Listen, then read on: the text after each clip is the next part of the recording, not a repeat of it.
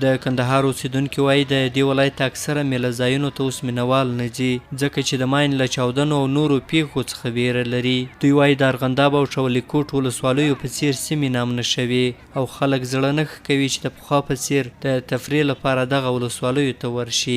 د کندهار اوسېدونکي وایي چې ولسوالۍ او په خاصه توګه هغه سیمې باید ناامنه نه شي چې خلک د تفریح او میلو لپاره ورځي.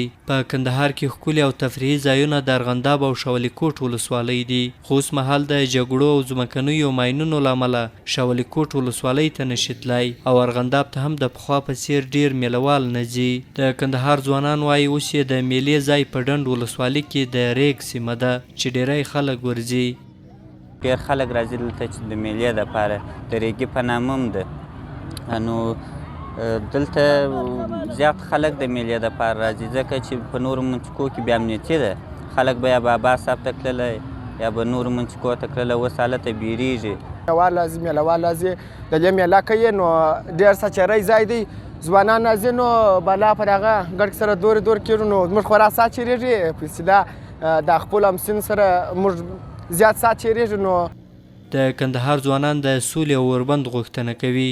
دوی د جګړې پر دواړو لورو غږ کوي چې د جګړې د زیاتوالي پر ځای دې د سولې خبرو ته لومړیتوب ورکړي.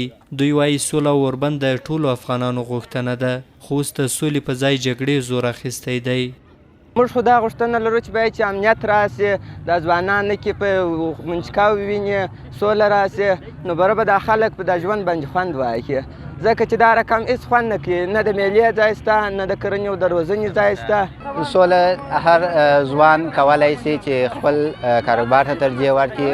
نو موږ د دولت څخه دا غوښتنه ده چې د دواړو خواو د شکیل دواړو خواو څخه هم دا غوښتنه ده چې د سولې په رڼا کې ژوند باید سره کړي.